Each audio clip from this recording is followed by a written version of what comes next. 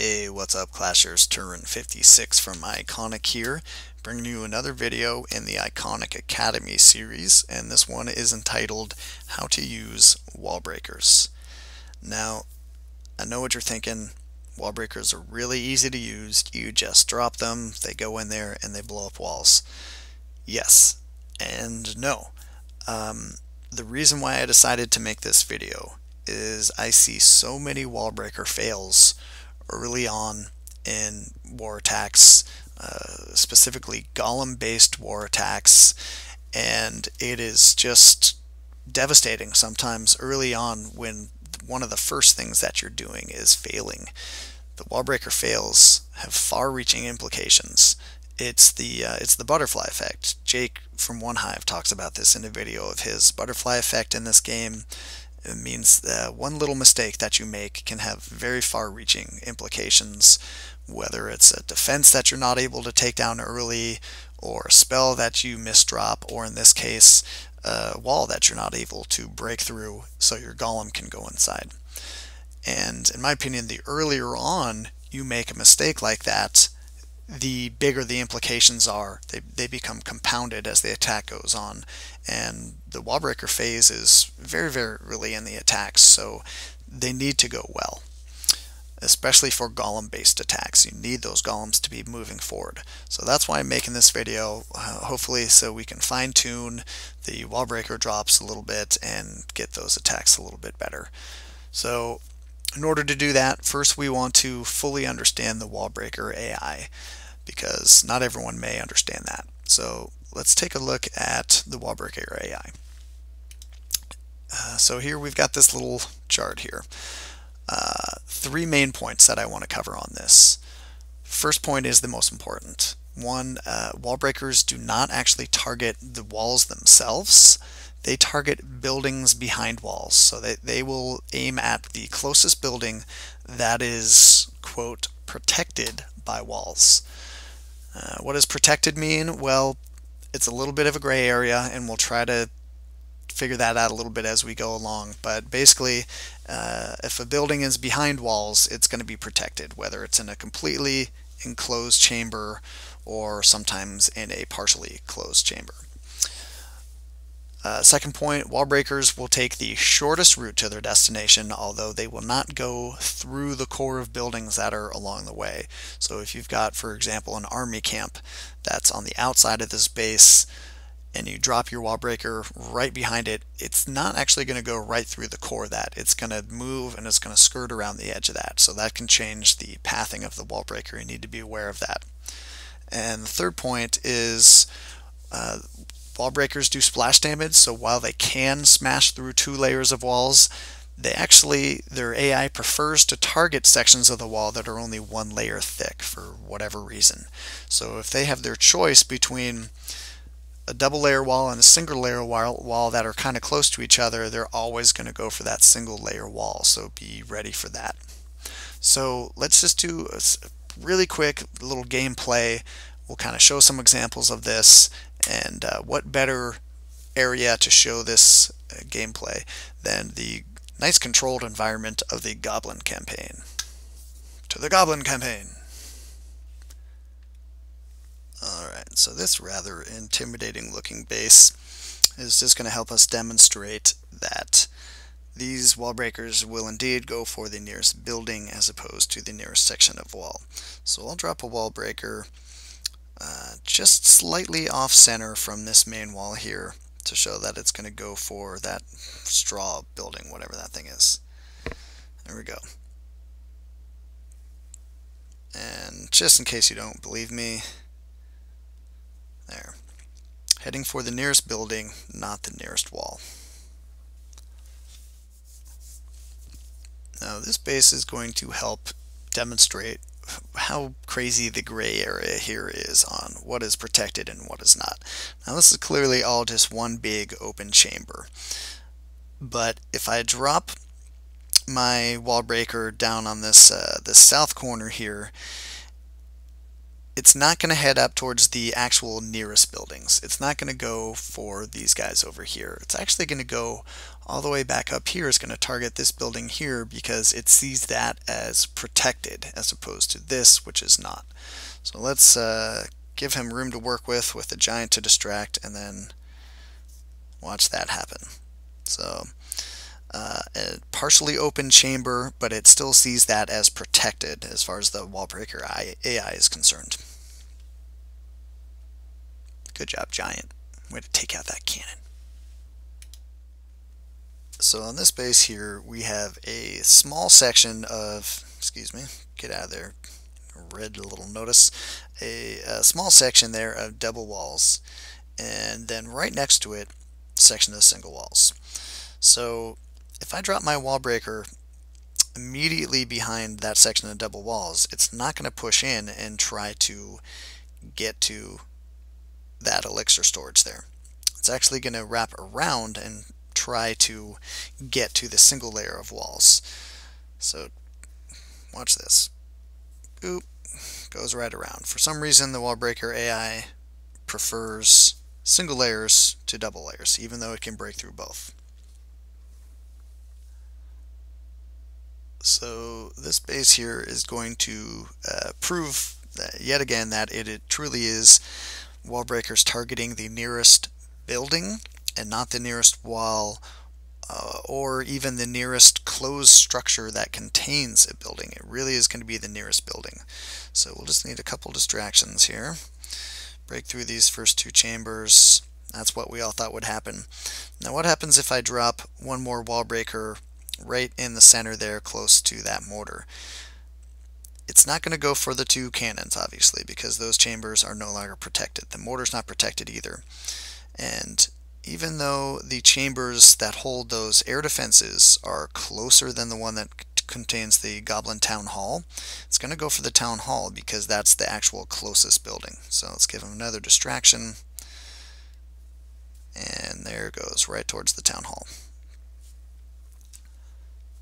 So let's take a look at this base one more time, and we'll demonstrate that the wall breakers will indeed go around buildings that are in between them and the wall.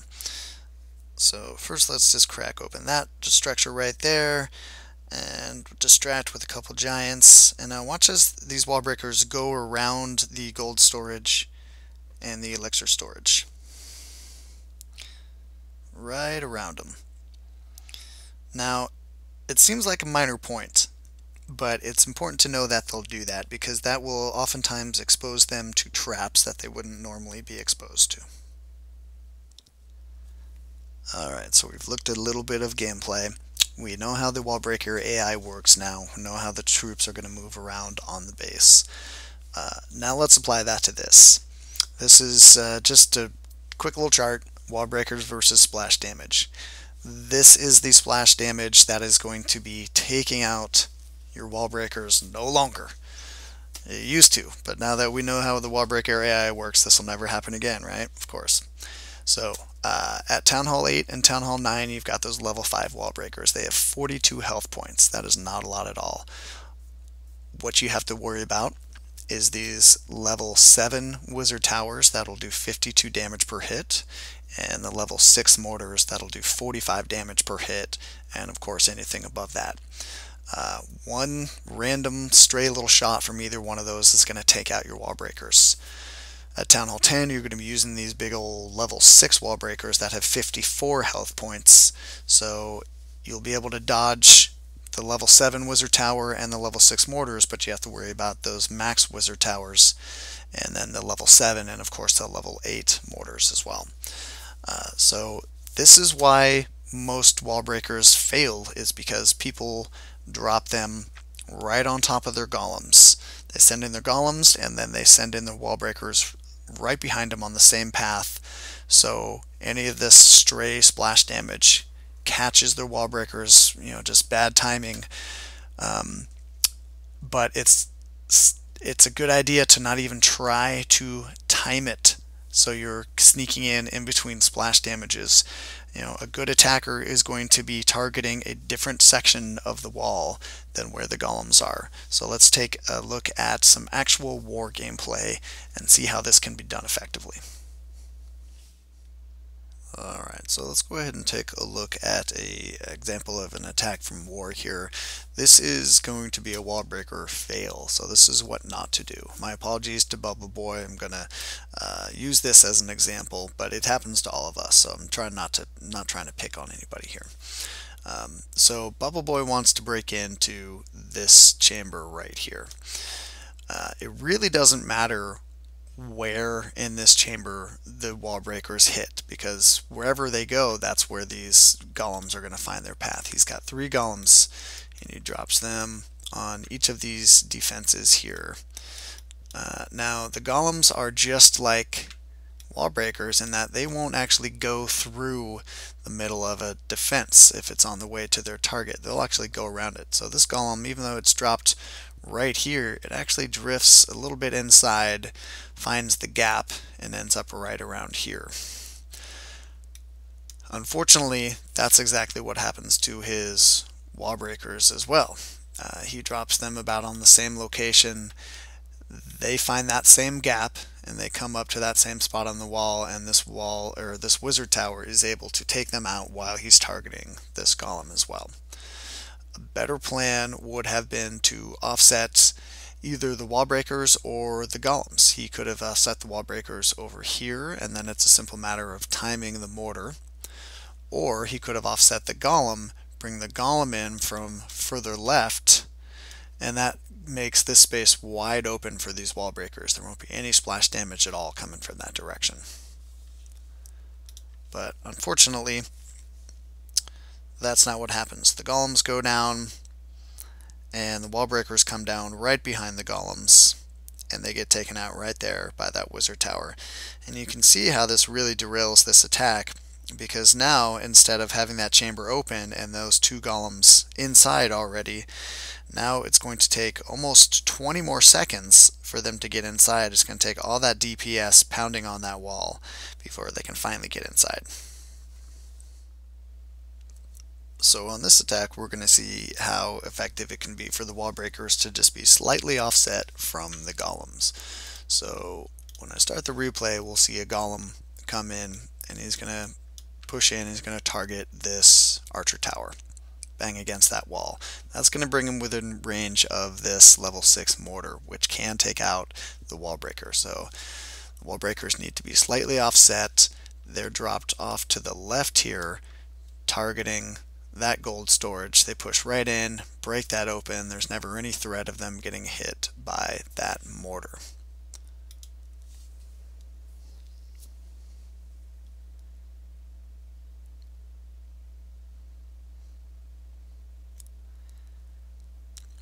And then it's just a simple matter of the golem redirecting just a little bit, get inside, staying on target with that same archer tower.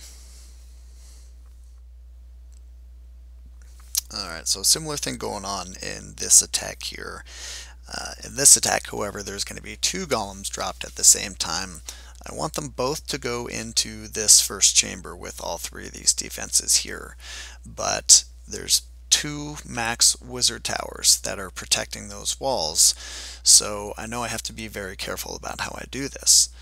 So the first golem will be dropped right here. It's going to target that wall there, going at that cannon. And the second one, I'm actually going to offset, even though I don't want in this chamber, but I'm going to push him over there just so this wizard tower isn't going to be targeting over here. That's where I want to come in. And then the wall breakers are going to come down in 2 pairs. All these defenses are going to be distracted by those golems.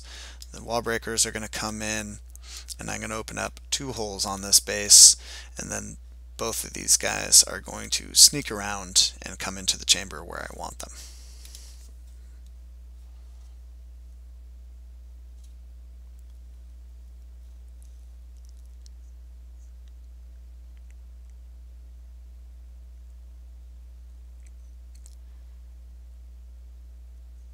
There we go. Never any danger of those wall breakers being taken out. Alright, you guys, that's really all I had for you on this one. Just a couple little clips of gameplay is really all we need for this. Hopefully that'll help you out. Hopefully you understand a little bit more about the AI of the wall breaker, how it's going to move around the base. Be aware that it is going to not necessarily always go in a straight line. So plan ahead when you're planning your war attacks. You should know where you're going to be dropping your wall breakers, so they'll end up in a spot where they won't be right next to your golems. Get used to not just timing that splash damage with the mortars, but just, it's a good habit to get into, to just make sure your wall breakers are going to be in an entirely different location. So, alright, that's how you use wall breakers, you guys. Until next time, this is Turn 56 saying, keep on clashing.